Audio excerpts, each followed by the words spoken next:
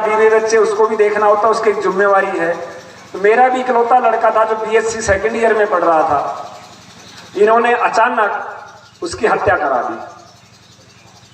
जब उसकी हत्या कराने के बाद मैंने इस मोदी सरकार को चैलेंज किया था कि ठीक है, अगर भी तुम में इतनी ही ताकत है तो मेरे परिवार से क्यों लड़ रहे हो, मैं आपके सामने आओ, मेरे सामने मुकाबला करिए। और वही चैलेंज करके मैं बनारस में जब चुनाव लड़ने आया, पहले मैंने निर्दलीय फार्म भरा, फिर उसके बाद तमाम पार्टियों से मुझे समर्थन दिया और लास्ट समय में समाजवादी पार्टी से मैं प्रत्याशी रहा लोकसभा में।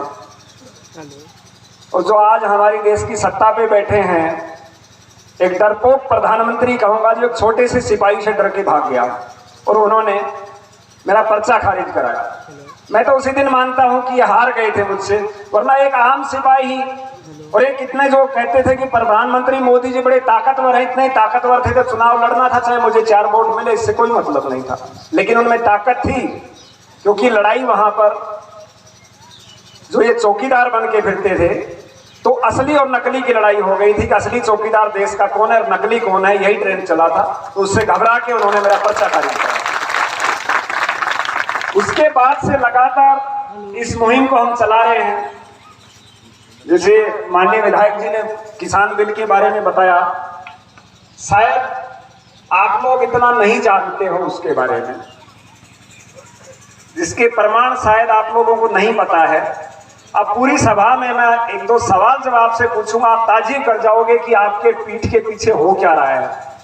आपके गांव-गांव में आप जो पशुपालन किया हुआ है घर में, आपके चाहे बकरी हो, गाय हो, बछड़ा हो, भैंस हो, उनके कान में एक बाली लगाया गया। कोई व्यक्ति बता सकता है पूरी भरी सभा में कि वो क्यों लगाया गया? वो इस किसान बिल के कानून में है जो हमने बढ़ा है, शायद कोई नहीं जानता होगा इसे, क्योंकि ये बड़े धूर्त और शातिर सरकार है, सच्चाई को छुपाने के लिए एजेंडे दूसरे सामने लेके आती है। सच्चाई क्या है कि आपके व्यापार से आपके पशु को जोड़ा गया है, उसकी कीमत आंकी गई, आपको वो भी नहीं पता होगा कि आप उसकी कीमत क्या आंकी गई है। जो कर्मचारी वो बाली लगाने आया, उसको भी जब सवाल पूछोगे क्यों लगा रहे हो, उसे भी नहीं पता कि क्यों लगाया जा रहा है, लेकिन उसने काउंट किया और भारत सरकार को जमा कर दिया। लेकिन सच्चाई ये है, अभी आपने 1 हफ्ते पहले एक न्यूज सुना होगा कि आप मार्केट के अंदर कोई भी खुला प्रोडक्ट नहीं बेच सकते, खाद्यान्न पदार्थ बिक्री नहीं कर सकते, जिसके अंदर वही कानून आता है कि जो हम गांव घर के जो लोग हैं, पिछड़े जो लोग हैं, ओबीसी, SC, ST, हमारा जो एक धंधा है, व्यवसाय है, वो सबसे बड़ा है। हमारा सबसे बड़ा धन पशुधन होता है, उसको व्यवसाय से जोड़ के और आपके उस रोजगार को बंद करना, ये उसी किसान बिल के अंदर सम्मिलित है, जो कि कानून बन चुका है। अगर भी आप निरंतर विरोध नहीं करोगे तो बहुत दिनों के बाद अप्लीमेंट में जो कानून बन गया अप्लीमेंट में भी आएगा। ये जागरूकता का अभाव है। आपके घर के ऊपर, आपके पशु के नाम के ऊपर, घर के ऊपर कमर्शियल मीटर लगा दिया जाएगा और उसको व्यवसाय से जोड़ दिया जाएगा। अब अगर भी आपके नजदीक बाजार है तो आप 2 भैंस या गाय पाल के जो दूध बिक्री कर रहे हो, आप दूध बिक्री नहीं कर सकते। अगर भी आप दूध बिक्री करोगे तो आपको टैक्स देना पड़ेगा, अन्यथा पैकिंग में जब आप देखो तो वही औने पौने दाम में बड़े व्यापारियों के द्वारा खरीदा जाएगा। तो ये किसान आंदोलन से हमने वहां पिछले 9 महीने से रोडों पर बैठ के ये चीजें सीखी हैं। हमने देखा है कि किस प्रकार से आपको आर्थिक रूप से कमजोर किया जा रहा है। आप हमारे क्षेत्र में, मैं खुद कहता हूं कि हमारे क्षेत्र का BA पास और बिहार का 5वीं पास एक बराबर है राजनीति से समझ के अंदर। ये सच्चाई है, क्योंकि आप धरातल पे, जमीन पे काम करते हो और वहां कागज पे और जमीन में बहुत डिफरेंस है। और दिल्ली के चारों तरफ कुछ इंडस्ट्री की वजह से डेवलप हो गया, बगैर मेहनत की इनकम है। बहुत से लोग जाते होंगे गुड़गांव, फरीदाबाद, देखा भी होगा कि मेहनत कम इनकम ज्यादा। लेकिन यहाँ तो क्या है, खदान से बालू निकाल निकाल के कंधा छिड़ गया तब जाके यहाँ तक पहुंचे हो आप लोग। तो धरातल पे जो मेहनत किया हुआ है, लेकिन फिर भी जो ये हिटलर शाही सरकार है, तो होना चाहिए इस चीज के ऊपर। आज हिंदुस्तान के अंदर अगर भी किसी की भी नजर है, चाहे वो कांग्रेस पार्टी हो, ममता हो या समाजवादी पार्टी हो, लेकिन मुखर रूप से अगर भी कोई लड़ने वाला है तो माननीय लालू जी हैं, अन्यथा कहीं भी वो लोग सब झुके हैं कहीं ना कहीं, लेकिन माननीय लालू जी हैं जो मुखर रूप से लड़े हैं अब तक और लड़ते हैं। और बड़ा अच्छा लगता है। मैं किसी पार्टी पक्ष में नहीं हूं, आप ये मत समझिए, मैं पार्टी का पक्ष नहीं करता, मैं व्यक्ति विशेष का पक्ष करता हूं। जो वाक्य में है, जिन लोगों ने क्रांति की, हमें उनका पक्ष लेना भी चाहिए। अब एक युवा चेहरे आपके सामने तेजस्वी हैं, शायद किसी भी प्रदेश में विपक्ष का कोई नेता इतनी मेहनत करे तो आज मुख्यमंत्री बन सकता है। उन्होंने जो मेहनत की अकेले, पीछे कोई बैकसपोर्ट नहीं है, पिताजी इनके जेल में हैं, लेकिन फिर भी पीछे नहीं हटे और इनसे लड़े। सरकार के पास सारी व्यवस्थाएं थी, पुलिस प्रशासन उनका है, पैसा उनका है, सब कुछ उनका है, लेकिन उसके बावजूद भी वो लड़े। और आज भी उनके पास वो ताकत है कि बीजेपी को कोई भरोसा नहीं कि हमारी सरकार कब गिर जाएगी। ये सत्य है, आज भी उनको खतरा है इस बात का कि हमारी सरकार कभी भी गिर सकती है। ये आप लोगों की वजह से। लेकिन कहते हैं जब राजा का मतलब मोदी, हम जब राज में आया हमें जागरूक होना पड़ेगा। अगर भी हमने अपनी नस्लों को बचाना है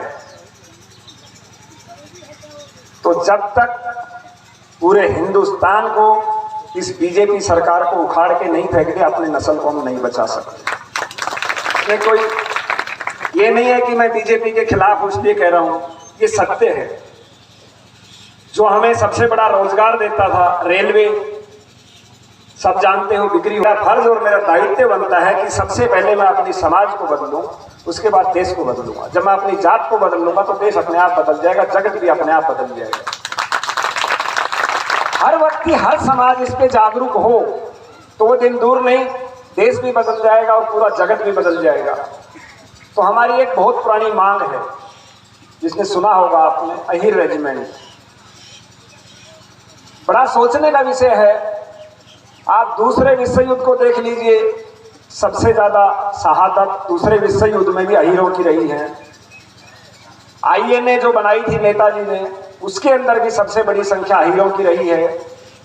हाजी पीर के आप किस्से सुनते हो कि चढ़ गए हीर हाजी पीर, आप सब जानते हो।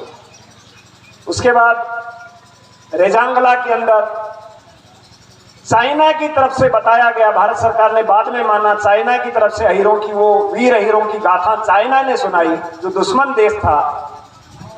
उसके बाद वहां अहीर धाम कोई है तो अहीर के नाम पे धाम बना। कारगिल के युद्ध में देख लीजिए, अक्षरधाम देख लीजिए। और आज भी आए दिन, शायद कोई दिन ऐसा नहीं जाता कि जो हमारे समाज का व्यक्ति शहीद ना होता हो। लेकिन दुर्भाग्य, जब 15 अगस्त और 26 जनवरी पे, परेड तो 26 जनवरी को होती है, मेडल 15 अगस्त को मिलते हैं, जब हमारा कहीं नाम ना हो तो दुख और दर्द होता है कि लड़े हम, शहादत हम दे, देश को हम बचाएं और कंधे पे कोई नाम और ले जाए। इससे बड़ी शर्म की बात क्या हो सकती है कि नहीं हमारे शर्म की। मैं उस समाज का होने के नाते मुझे भी ये महसूस होता है, आखिर ऐसा क्या हुआ कि हमारी रेजिमेंट नहीं बनी, बाकी रेजिमेंट हैं। तो हमारी सरकार से 50 सालों से मांग है कि हमारे अहीर रेजिमेंट का भी गठन किया जाए। अब सरकार इस बात पे तर्क देती है कि नहीं, जाति के नाम पे रेजिमेंट नहीं होती है। कोई भी सरकार का नुमाइंदा, मैं बिहार की भोजपुर की धरती से चैलेंज करता हूं माननीय मोदी जी, आपका सरकार का कोई भी नुमाइंदा फौजी तेज बहादुर से आके कागज ले ले, आप ये कहते हो कि जाति के नाम पे भर्ती, मैं आपको कागज देता हूं, तमाम भर्तियां जाति के नाम पे होती है। जितने भी रेजिमेंट है उनके अंदर आप जाके देख लीजिए, 75% कोटा होता है, 25% अदर कास्ट को लिया जाता है। यहां तक कि भारत सरकार, रक्षा मंत्री मनोहर पर्रिकर से जब मैं मिला, उन्होंने खुद इस चीज को माना कि यह सत्य है और आपके साथ धोखा हुआ, लेकिन किसी कारण से उनको जाना पड़ा, वरना ही रेजिमेंट शायद बन जाती।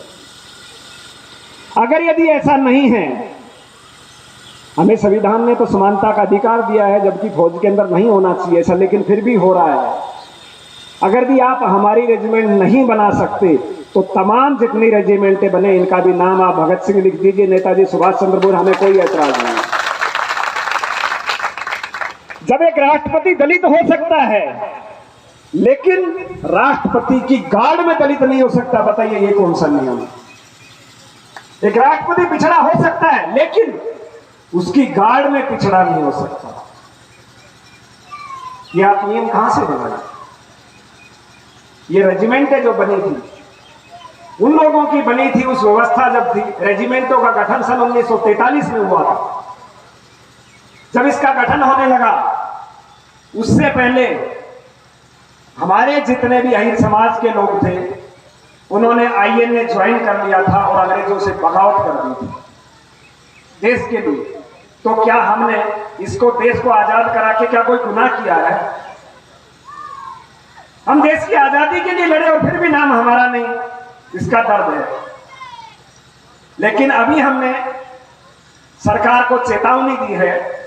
इसके अंदर काफी बहस भी हुआ कि प्रधानमंत्री कार्यालय कहता है कि हम चेतावनी भरा लेटर नहीं लेंगे। जब मैं उनको लेटर देने का क्यों नहीं लेंगे आप? दिन भर बहस चली। हमने सरकार से डिमांड की है कि आने वाला जो शौर्य दिवस, सबसे पहले सरकार उसे अहीर शौर्य दिवस घोषित करे। तमाम जैसे समाज के नाम से दिवस आता है और 18 नवंबर तक भारत सरकार अहीर रेजिमेंट का गठन करे या चर्चा करे या विचार विमर्श करे, जो करना आप करें। 18 नवंबर के बाद हम सरकार से मांगने नहीं आएंगे। 18 नवंबर के दिन 12 बजे के बाद आपसे छीन के लेके दिखाएंगे ये रेजिमेंट। 18 नवंबर को 12 बजे के बाद पूरा हिंदुस्तान का, उसके साथ में और भी 36 बिरादरियां होंगी और सड़कों पर होगा। जब तक अहीर रेजिमेंट नहीं मिलेगा हम घर को वापस नहीं जाएंगे। तुम हमें गोली मार देना, फांसी चढ़ा देना मंजूर है, लेकिन वापस नहीं जाएंगे। तो आप सभी से भी अनुरोध है कि डेट याद रखिए 18 नवंबर, क्योंकि एक तरफ हम कहते हैं अहीर रेजिमेंट हक है हमारा, और हक मेरे कौमी सरदारों मांगने से नहीं मिलता, क्योंकि आजादी मांगने से नहीं मिली, छीन के ली थी। तो हक को छीनना पड़ता है और 18 नवंबर को छीन के दिखाएंगे और लेके भी दिखाएंगे। आप सभी का साथ और सहयोग चाहिए। दूसरा एक मुहिम चला हुआ है जातिगत जनगणना। हालांकि पिछली जनगणना के अंदर जातियों की जनगणना हुई थी, आप सब जानते हैं, लेकिन उनके आंकड़े जो है उजागर नहीं हुए। 18 नवंबर तक अहीर रेजिमेंट यदि भारत सरकार नहीं बनाती है तो फौजी वीर बहादुर तेज बहादुर यादव वो भारत सरकार से कहेंगे कि या तो मुझे गोली मार दो या हमारे रेजिमेंट को बना दो। ये विभिन्न तर्कों के साथ वीर बहादुर यादव जी अपने विचारों को कोल्हामपुर भोजपुर जिला के बरहरा में ये रख रहे हैं। कभी बार डॉक्टर जख्मीकांत निराला जी के प्रथम पुण्यतिथि दिवस पर आपके समक्ष मैं हूँ रमाशंकर राय। जय विज्ञान, जय संविधान, जय भारत।